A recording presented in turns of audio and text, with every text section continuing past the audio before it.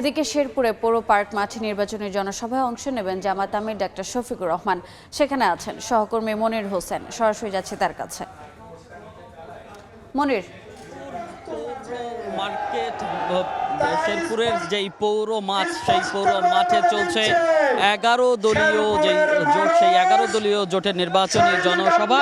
এই জনসভায় কিছুক্ষণ পর যোগ দেওয়ার কথা রয়েছে বাংলাদেশ জামাতে ইসলামীর আমির ডাক্তার শফিকুর রহমান। ইতিমধ্যেই আমরা যেটি আসলে জানতে পেরেছি, শ্রীবর্দীতে যে গত বুধবারে বিএনপি জামাতের সংঘর্ষে যে প্রাণ হারিয়েছিলেন শ্রীবর্দী উপজেলা জামাতের সেক্রেটারি রেজাউল করিম, তার কবর জিয়ারত করেছেন এবং তার পরিবারের সঙ্গে সাক্ষাৎ করেছেন। এবং সাক্ষাৎ শেষে ইতিমধ্যেই জামাত আমির যেই জনসভাস্থল, সেই জনসভাস্থলের উদ্দেশ্যে রওনা দিয়েছেন এবং কিছুক্ষণের মধ্যেই তিনি এই জনসভাস্থলে উপস্থিত হবেন এবং এখানে যেই জনতা তার জন্য অপেক্ষা করছেন এবং এই যে শেরপুরের 3টি আসন রয়েছে, সেই 3টি আসনের ভোটাররা তার জন্য অপেক্ষা করছেন।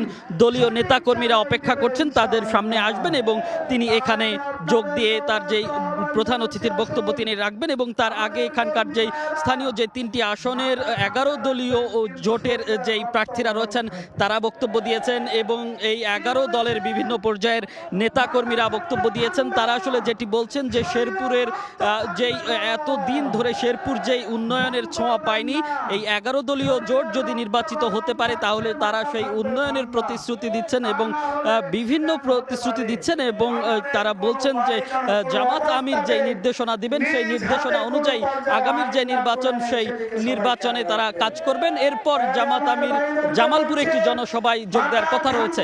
তো এই ছিল শেরপুরের পৌর মাঠ থেকে আমার কাছে সবশেষ।